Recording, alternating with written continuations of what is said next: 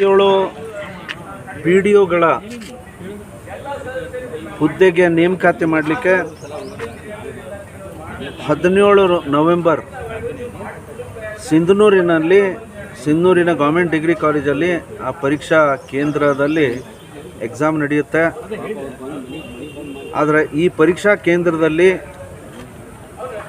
ಆ question paper ಯಾವ ಸಮಯದ ಪ್ರಕಾರ ಕೊಟ್ಟು ಅವರ ಪರೀಕ್ಷಾ ಸರಳ ರೀತಿಯಿಂದ ನಡೆಸಬೇಕು. ಆ ಕ್ವಶನ್ ಲೀಕ್ ಆಗಿದೆ. ಒಡೆದಂಥ ಬಂಡಲ್ ತೊಗೊಂಡು ಅಲ್ಲಿ 10-25ಕ್ಕೆ ಬರ್ತಾರೆ. ಯಾಕೆ ಹೊಡೆದಿದ್ದಿಲ್ಲ, ಹೊಡೆದಿದ್ದ ಬಂಡಲ್ ತೊಗೊಂಬಂದ್ರಲ್ಲ, ನೀವು 5 ನಿಮಿಷ ಮೊದಲೇ ಬಂದು ನಮ್ಮೆದುರು ನೀವು ಬಂಡಲ್ ಹೊಡಿಬೇಕು, ಯಾಕೆ ಹೊಡೆದಿದ್ದು ತಂದಿರಿ ಅಂತಂದು ಆ ಹುಡುಗರು ಕೆಲವು ಹೊರಗೆ ಬರ್ತಾರೆ, ನೋಡ್ತಾರೆ ಎಲ್ಲ ಕಡೆ ಹೀಗೆ ಆಗಿದೆ. ಸೊ ಎಲ್ಲ ಹುಡುಗರು ಹೊರಗೆ ಬಂದು ಗಲಾಟೆ ಆಯ್ತಲ್ಲ, ಅಂದರೆ ಈ ಥರ ಎಲ್ಲ ಆಯ್ತಲ್ಲ ಅಂತಂದ್ರೆ ನ್ಯಾಚುರಲಿ ಪ್ಯಾನಿಕೇ ಆಗ್ತಾರೆ, ಇದು ಸ್ವಾಭಾವಿಕ.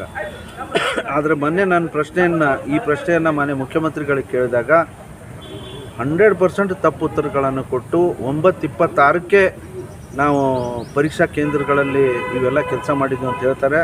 ಮಾನ್ಯ ಮುಖ್ಯಮಂತ್ರಿಗಳೇ, ತಾವು ಫುಟೇಜನ್ನು ನೋಡಿರಿ.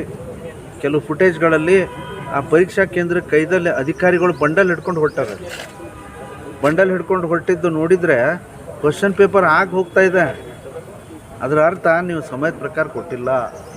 ಇದು 100% ಅಂದರೆ ಗೊಂದಲ ಆಗಿದೆ. ಅಲ್ಲಿ ಅವರು ಅಮಾಯಕ ವಿದ್ಯಾರ್ಥಿಗಳ ಮೇಲೆ 12 ವಿದ್ಯಾರ್ಥಿಗಳು ಆ ರೂಮಿಂದ ಹೊರಗೆ ಬಂದಿದ್ದಾರೆ, ಅವ್ರ ಮೇಲೆ ಕೇಸ್ ಮಾಡಿದ್ದೀವಿ ಅಂತ ಹೇಳ್ತಾರೆ. ಇಡೀ 840 ಹುಡುಗರಲ್ಲಿ ಯಾರ್ಯಾರು ಹೊರಗೆ ಬಂದು ಪಾಪ ಅವಾಗ ಯಾವುದೂ ಕಂಟ್ರೋಲಲ್ಲಿ ಇರೋಲ್ಲ. ನಾನು ಎಷ್ಟೋ ಕಷ್ಟಪಟ್ಟು ನಾನು ಪರೀಕ್ಷೆ ಬರಿಬೇಕಂತ ಬರ್ತೀನಿ. ನಾನು ಉದ್ಯೋಗದ ಅವಕಾಶ ಇದು, ನನ್ನ ಭವಿಷ್ಯದ ಅವಕಾಶ ಅಂಥದ್ದು. ಅವ್ನು ನೋವಿನಿಂದ ಅವ್ನು ಹೇಳ್ಕೊತಿರ್ತಾನೆ. ಆ ಅಮಾಯಕರ ಮೇಲೆ ಕೇಸ್ ಹಾಕ್ತಾರೆ. ಅಮಾಯಕರ ಮೇಲೆ ಕೇಸ್ ಹಾಕಿ ಅಧಿಕಾರಿಗಳ ಮೇಲೆ ಹಾಗೆ ಸುಮ್ಮನೆ ಬಿಡ್ತಾರೆ.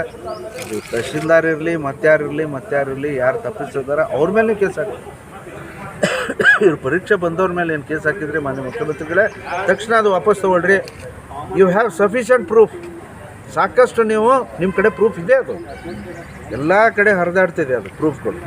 ಅದನ್ನು ತೊಗೊಂಡು ನೀವು ಮೊದಲ ಅಧಿಕಾರಿಗಳಿಗೆ ವಜಾ ಮಾಡಿರಿ, ಅವ್ರ ಮೇಲೆ ಆ್ಯಕ್ಷನ್ ತೊಗೊಳ್ರಿ, ಎಕ್ಸಾಮ್ ರೀಕಂಡಕ್ಟ್ ಮಾಡಿರಿ. ಹಾಕಿದಂಥ ವಿದ್ಯಾರ್ಥಿಗಳ ಮೇಲೆ FIR ಮಾಡಿದ್ರಿ, ಅದನ್ನು ವಾಪಸ್ ಸರ್. ಒಂದು ವೇಳೆ ಮಾಡಿಲ್ಲ ಅಂದರೆ ತಮ್ಮ ಕಡೆಯಿಂದ ಏನಾದರೂ ಪವಿತ್ರಬಹುದು ಅಂತ ಸರ್ ನಾವು ಹೋರಾಟ ಮಾಡ್ತೀವಿ. ನಾಳೆ ಸದನದಲ್ಲಿ ನಾನು ಗಲಾಟೆ ಮಾಡ್ತೀನಿ, ಗಲಾಟೆ ಮಾಡೇ ಮಾಡ್ತೀನಿ. Okay sir, thank you.